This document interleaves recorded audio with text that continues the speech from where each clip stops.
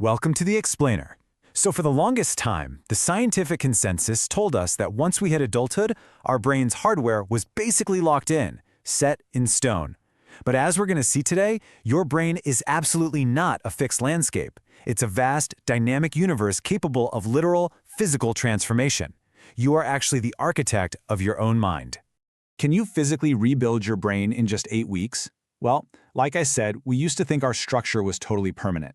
But a dramatic inciting incident in neuroscience proves we can actively rebuild it. Imagine if I told you that in just 2 months, you could fundamentally alter the gray matter in your head, shifting its physical density to make yourself more resilient and focused.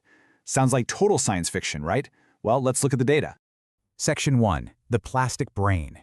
Let's step right across the threshold into the actual mechanics of this transformation. It all comes down to neuroplasticity, your brain's ability to reorganize itself by forming new neural connections throughout your entire life. This is the foundational mechanic of our journey today. You can really think of mindfulness and meditation as a protein shake for your mental muscles. Just like lifting weights creates micro tears in your muscles that heal back stronger, focused mental exercises stimulate the creation and reorganization of neural pathways. Now, here is a number that's absolutely wild: 27.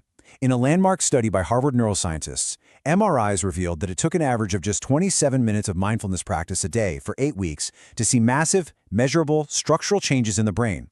You don't need to retreat to a mountaintop for years. You just need a daily commitment equivalent to watching half an episode of your favorite TV show. And this is a super important distinction. As Harvard's Dr. Sarah Lauser pointed out, this is not a placebo effect. People aren't just feeling better because they took a nice little break from work to relax. We're talking about a measurable reconstruction of the mind's architecture, the hardware itself upgraded. Section 2. Mindfulness and gray matter. So what exactly is going on under the hood during this neurological workout? Those Harvard scans showed two incredible, contrasting changes. First, they saw increased density in the hippocampus. That's your brain's center for learning, memory, and self-awareness. But at the exact same time, the amygdala, your brain's alarm system for anxiety, stress, and fear, actually shrank. So as your capacity for learning and awareness grows, your physical capacity to generate stress is literally shrinking. While all this structural shifting is going on, meditation floods your brain with neurotransmitters. One of the biggest players here is GABA. Think of GABA like a highly efficient traffic cop, calming the chaotic, bustling city of your mind. By directing neural networks to prevent overstimulation, GABA, along with a boost in serotonin, physiologically halts the traffic jams of anxiety and stress before they can even form. Section 3. Rewiring the default mode. Now let's explore how these chemical shifts manage to actually quiet down a restless mind. When you map out the brain's default mode network, experienced meditators show significantly weaker connections between the regions involved in emotional appraisal and self-referential processing. Basically, that annoying voice in your head worrying about the past and fretting about the future, meditation literally turns the volume down on it by severing the hyperactive links between those specific brain regions. But keep in mind, not all meditation rewires the brain in the exact same way. It totally depends on the technique. You've got focused attention, or samatha, which locks onto a single target, like your breath. That trains your attentional stability. On the flip side, open monitoring, or vipassana, maintains a broad, receptive awareness without picking a specific object. It trains you to observe your thoughts without getting pulled into them. And over time, open monitoring does something completely spectacular. It permanently reorganizes neural networks. Scans show it increases long-range gamma band coherence, seamlessly integrating your sensory and emotional streams.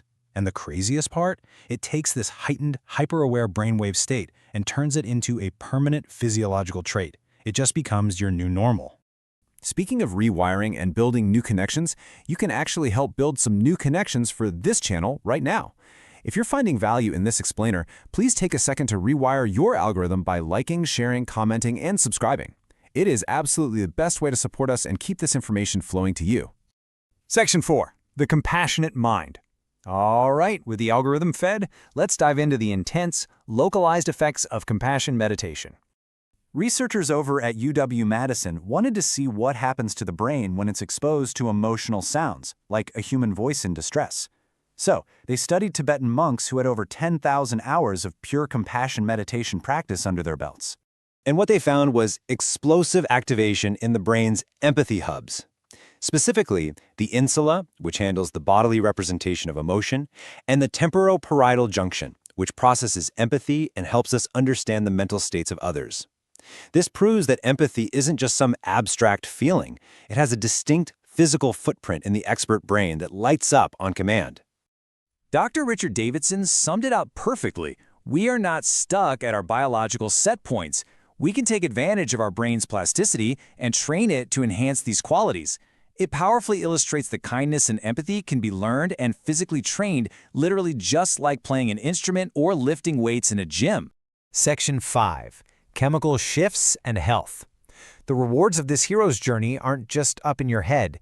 They extend to profound, full-body health span and longevity benefits. On a systemic level, meditation acts as a biological shield. It dramatically decreases your stress hormone, cortisol. At the exact same time, it boosts melatonin for better sleep, increases serotonin to elevate your mood, and even spikes DHEA, which is a massive, vital anti-aging growth hormone. You are chemically upgrading your entire body from the brain downward. It goes even deeper, performing microscopic miracles. Studies show mindfulness increases telomerase activity, literally lengthening the telomeres in your DNA to slow down cellular aging. It also reduces pro-inflammatory gene expression, and get this, individuals who meditate even show higher antibody responses to the flu vaccine. Your mind literally strengthens your immune system. Section 6. Your brain's future. We've seen how mindfulness is so much more than just a quick spiritual pause. It is a dramatic, biological catalyst for real transformation, from your gray matter density right down to your genetic expression. If your brain is this totally dynamic, moldable universe, the only question left is how are you going to shape it? You have the ultimate power to rewire your own hardware. What will you build with the 27 minutes a day that can physically change your mind? If this explainer sparked your curiosity about your own neuroplasticity and the incredible potential of your brain, please hit that like button, share this with a friend, drop a comment, and make sure you're subscribed for more fascinating insights. Keep learning, keep building those connections, and we'll catch you in the next explainer.